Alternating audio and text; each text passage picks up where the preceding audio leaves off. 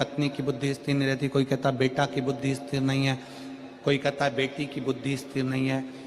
कई डॉक्टर कह देते हैं कि इसको मिर्गी का दौरा आने लगा या इसको ये दौरा आने लगा। तो उस समय पर थोड़ा ध्यान देंगे। ये शिवलिंग जलाधारी, ये जल बहने का स्थान, गणेश कार्तिकेय, बीच में सुख सुंदरी, ये पार्वती जी का हस्तकमल, ये शिवलिंग शंकर भगवान का प्रतीक। ऊपर से जो एक एक बूंद पानी गिर रहा है, शंकर जी की 5 बेटियां जया, विषहरा, शामली बारी, दौतली और देव, ये ऊपर से जल गिराते। एक बेलपत्र डंडी का मुख अशोक सुंदरी की ओर, एक दुर्वा डंडी का मुख अशोक सुंदरी की ओर, और जल चढ़ाने का स्थान 3। पहला, शिवलिंग का जल अगर इधर बह रहा है तो इधर खड़े होकर, दूसरा जल उसी पानी का एक ही लोटा, थोड़ा सा जल इधर से, थोड़ा इधर से खड़े होकर, थोड़ा इधर से खड़े होकर, कर्ण घंटेश्वर महादेव जो कि काशी में विराजते हैं, कर्ण घंटेश्वर महादेव के नाम से 3 स्थान से जल चढ़ाया जाए।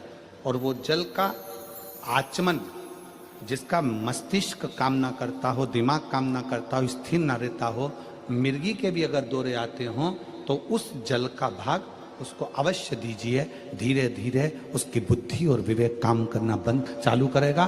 और साथ में जो मिर्गी के दौरे आ रहे हैं, वो मिर्गी के दौरे भी, इसका एक प्रमाण आया है पत्र। इसमें एक पत्र पढ़ने के बाद में फिर आपको इसका वर्णन करेंगे। का शिवलिंग जलाधारी, जल बहने का स्थान, एक बेलपत्री जिसका डंडी का मुख जलधार बहने वाले स्थान पर हो, एक दुर्वा जिसका डंडी का भाग जल बहने वाले स्थान पर हो, कर्ण घंटेश्वर भगवान जो काशी में विराजते हैं।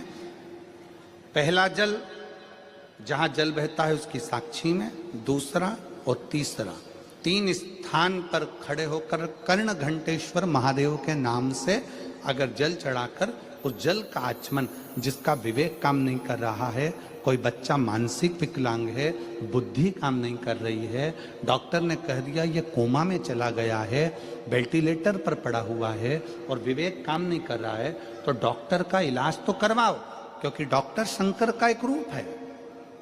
जो दवाई दे वो भी खिलाओ, पर साथ में कर्ण घंटेश्वर का जल भी, उसका नाम लेकर चढ़ाकर वो जल भी अगर उसको आचमन कराया जाएगा तो जल्दी से जल्दी विवेक काम करना प्रारंभ करेगा।